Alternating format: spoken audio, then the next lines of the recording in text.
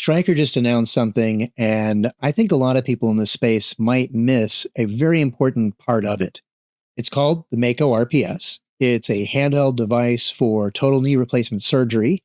And the thing that jumps out at me, the thing I don't think you'll hear anyone else talk about, is that it uses a sagittal saw instead of a burr. This distinction matters a lot, and I'd like to talk about why.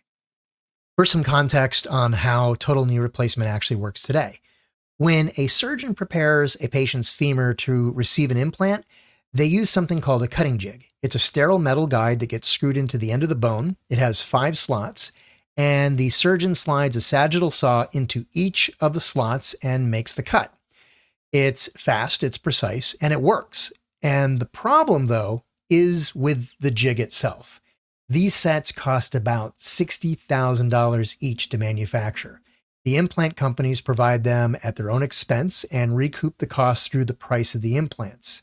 For a surgeon who does 6 to 8 knees in a single day, they can't run on one set of jigs. You finish a case, the jigs are no longer sterile, you have to autoclave them, cool them down, reprocess the whole set, and that takes hours. So what's a hospital to do? They stock a dozen sets or more just to support one surgeon.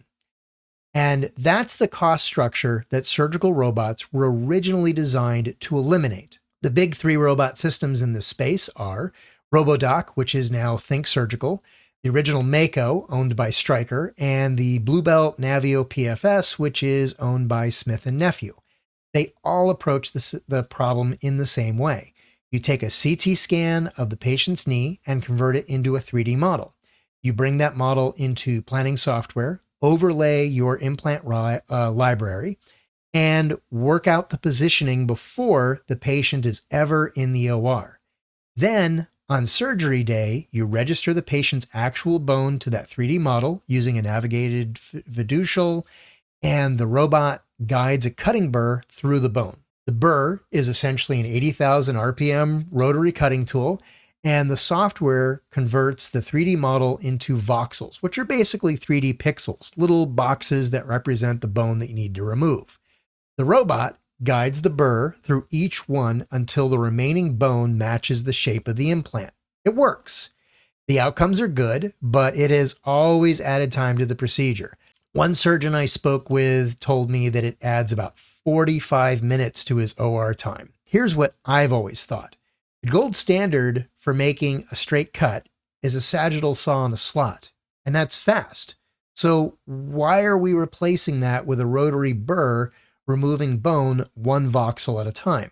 Here's where that all gets personal. Back in 2011, I was working on a commercialization project with the University of Nebraska Medical Center.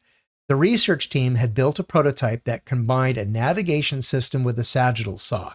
We were attaching a navigation hardware to a Stryker Series 6 saw, which we got on eBay, which is the same saw that surgeons would have already been using in the OR. Instead of using a cutting jig to guide the saw, you use navigation. The computer knows where the saw blade is in space at all times. You make your cut, and if your hand starts to drift off the target plane, the system responds. Our approach at the time was to cut the power to the saw motor if you went off track, which is not elegant, but it worked with what we had. DePuy Synthes sponsored a study around the technology. It was published in Clinical Orthopedics and Related Research in 2013.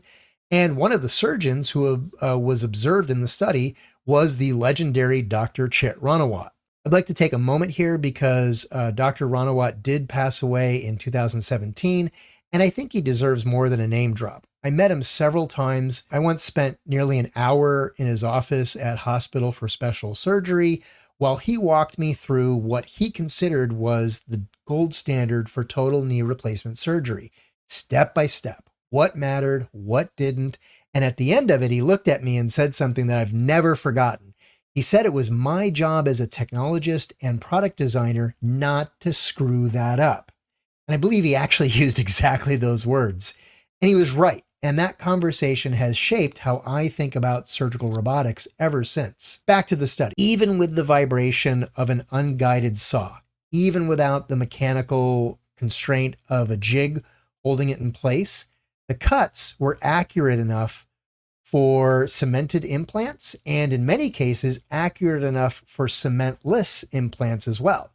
Cementless implants have tighter tolerances, so getting there with an early prototype on the first real study is a pretty strong result. That commercialization effort didn't continue, but the whole idea stayed with me. There's one more piece of this story I want to share. I flew to Washington, D.C. with the patent lawyers to do a presentation directly before the examiner at the USPTO. The issue was whether there was a meaningful distinction between guiding a burr through a voxel field and guiding a sagittal saw along a cut plane. We made the case that these were fundamentally different approaches to the same problem. Different tool, different geometry, different clinical context. The patent office agreed, and it became a claim. Now, I want to be clear. I'm not accusing Stryker of anything. Companies find design workarounds, and that's just how the system works. But the fact that somebody once argued this distinction before a federal patent examiner and won tells you something about how significant the difference actually is. So when I look at the Mako RPS and I see a sagittal saw, I'm seeing a 15-year story arc come to a close. And Stryker has taken it further than we certainly did. The device apparently includes a motorized mechanism inside the saw that makes small real-time adjustments to keep the blade on the cut plane. And that's a much better solution than cutting the motor when you go off track. A surgeon can maintain control, stay in the tissue, and complete the cut cleanly. For total knee replacement specifically, this makes sense. You're making 5 straight cuts to the end of a femur, and that's what a sagittal saw does. Using a burr for that is a computational solution to a mechanical problem that didn't need a computational solution. For partial knee replacement, that's different. You're doing more complex shaping, and a burr, I think, is the right tool for that work.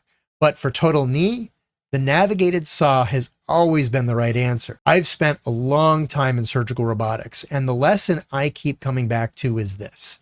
The best surgical technology gives surgeons better tools to do their jobs. It doesn't ask them to change how they work because it's more convenient from an engineering standpoint. Dr. Ranawat told me not to screw up the gold standard, and I think the Mako RPS is a great step towards honoring that. Good work, Stryker.